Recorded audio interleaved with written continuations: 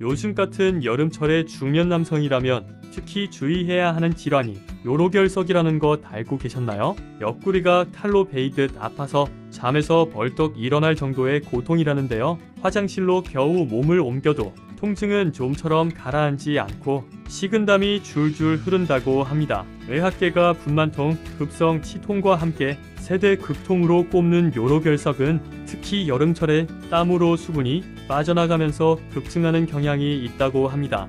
대한비뇨의학회와 국민건강보험공단에 따르면 환자의 70% 이상이 남성, 그 중에서도 중년 남성이 대다수를 차지한다고 합니다. 오늘은 비뇨의학과 전문의들이 공통적으로 주의하는 내용과 함께 올여름 갑자기 찾아올지 모를 요로결석 통증을 피할 수 있는 실질적인 정보까지 알려드리겠습니다. 요로결석은 왜 남자의 산통이라는 별명이 붙었을까요? 요로결석은 심장에서 요도까지 소변이 흐르는 길에 돌처럼 딱딱한 결석이 생기는 걸 말합니다. 오래된 수도관에 석회 찌꺼기가 달라붙어 물기를 막는 것과 비슷하죠. 비뇨의학과 전문의들은 이렇게 말합니다. 소변의 칼슘, 수산, 요산 성분 농도가 높아질 때 쉽게 결석이 만들어집니다. 이런 결석은 요관을 살짝만 스쳐도 극심한 통증을 일으키는데 남성 호르몬인 테스토스테론이 요중 수산 농도를 높여 남성 발병률을 높이는 원인이 됩니다. 그런데 왜 하필 여름일까요? 여름철엔 땀 배출이 늘어나면서 상대적으로 소변량이 줄어듭니다. 그만큼 결석 성분이 소변 속에 오래 머무르면서 농도가 짙어지고 쉽게 굳어버립니다. 7월부터 환자가 늘어 8월에 정점을 찍는 것도 이 때문입니다. 게다가 강한 햇볕도 한몫합니다. 자외선을 많이 받으면 체내 비타민 D 수치가 올라 장에서 칼슘 흡수가 활발해집니다. 그러면 소변 속 칼슘 농도도 올라가 결석이 생길 확률이 커집니다. 요로결석의 대표 증상은 옆구리에서 시작해 아랫배, 사타구니, 허벅지 안쪽까지 퍼지는 극심한 방사통입니다. 요관은 아주 좁고 민감해서 결석이 살짝만 스쳐도 신경을 계속 자극해 통증이 참을 수 없게 됩니다. 통증은 사라졌다 다시 나타나기를 반복합니다.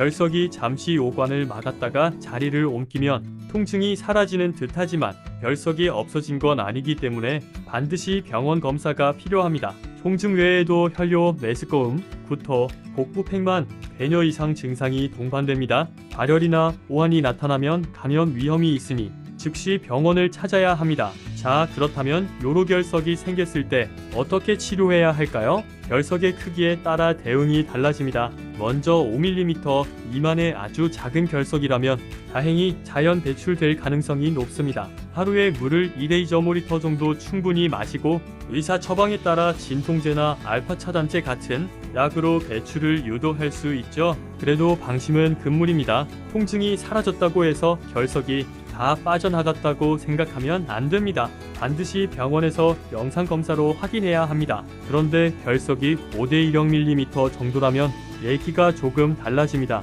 작다고 무조건 빠져나오는 게 아니라 너무 오래 요관에 머물거나 통증이 너무 심하면 시술이 필요할 수도 있습니다. 그 이상 10mm가 넘거나 결석이 심장 안쪽 깊은 곳에 자리 잡았다면 적극적인 치료가 필요합니다.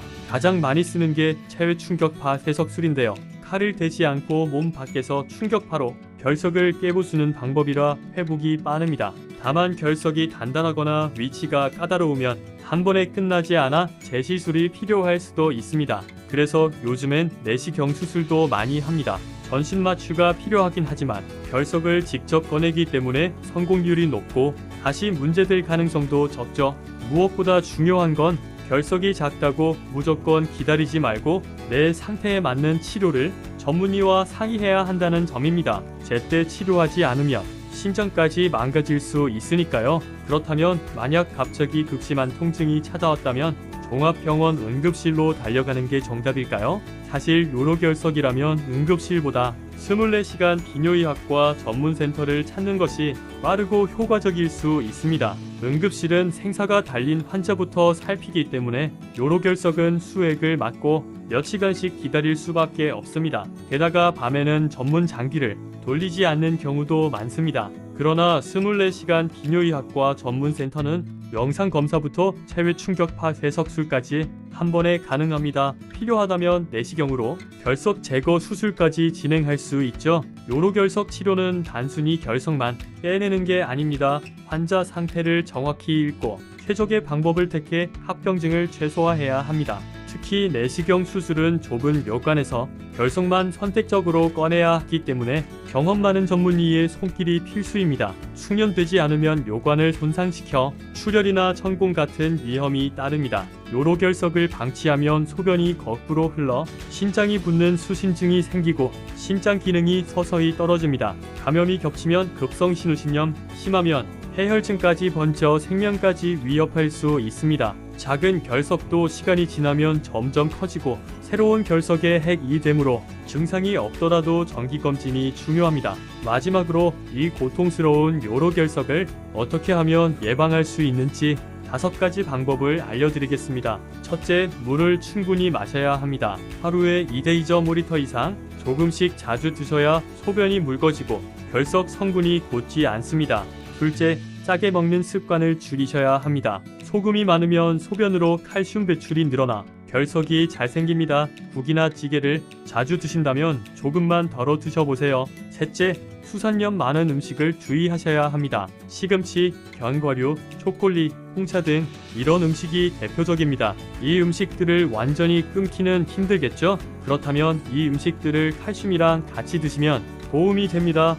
칼슘이 수산염을 장에서 붙잡아 몸 밖으로 함께 빠져나가니까요. 넷째, 단백질은 과다 섭취하지 마세요. 고기를 너무 많이 드시면 요산 수치가 올라가 결석 위험이 커집니다. 채소랑 과일을 충분히 곁들여서 밸런스를 맞추는 게 좋습니다. 마지막 5째, 규칙적인 운동과 적정 체중 유지는 필수입니다. 비만이 결석 위험을 높이기 때문인데요. 다만 운동을 하다가 땀을 많이 흘린다면 물을 더 챙겨 드셔야 합니다.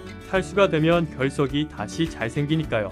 이 5가지만 기억하시면 한여름 갑자기 찾아오는 옆구리 통증을 얼마든지 피하실 수 있으니 꼭 기억해 두세요.